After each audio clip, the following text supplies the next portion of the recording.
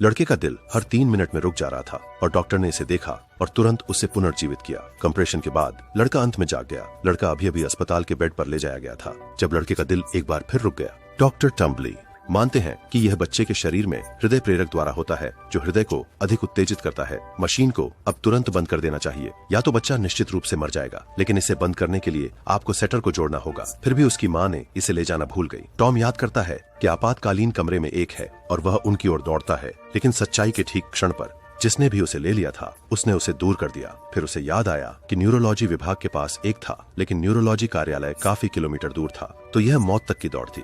Neurology के दफ्तर तक पहुंचना कठिन था, लेकिन उसने पाया कि दफ्तर का दरवाजा बंद था।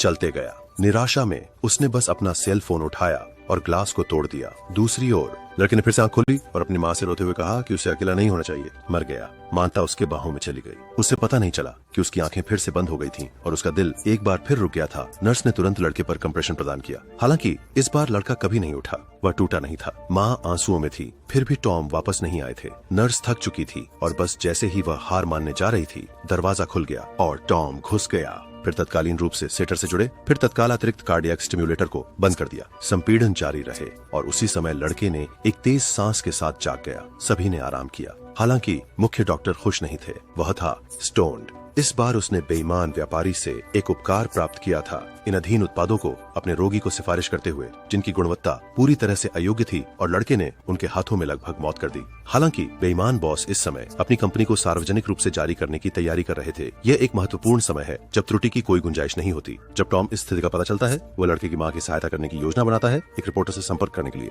आतंक से और इस अनैतिक कंपनी को खुलासा करने का फैसला किया। महिला बहुत गुस्से में है। उस उत्पाद पर जिस पर उसने बहुत सारे पैसे खर्च किए थे ने लगभग उसके बेटे की जान ले ली, और वह यह निर्णय लेती है कि इस कंपनी को भुगतान करना पड़ेगा। जब अनैतिक मालिक ने यह जाना कि महिला तैयार थी उन्हें बेनकाब करने के लिए, उसे चिंता थी कि यह अपरिहार्य रूप से कंपनी के शेयर की कीमत पर प्रभाव डालेगा, तो उसने लड़के की माँ से संपर्क किया और उसने महिला को खरीदने की कोशिश की। मुख्य ने कहा कि वह महिला को बड़ी राशि देगा अगर उसने उन्हें खुलासा नहीं किया। महिला को अब सबसे अधिक पैसे की जरूरत थी। उसका सारा पैसा लड़के के सपने पर खर्च हो गया था, उपचार, और वह अब लड़के के बाद की चिकित्सा व्यय का भुगतान करने की ओर से लंबित नहीं कर सकती थी। वह अस्पताल के कमरे में लौटते समय हिचकिचाई। उसे बहुत बड़ी राशि मिली थी जो उसके बेटे के चिकित्सा उपचार के लिए उसकी जीवन भर काफी थी।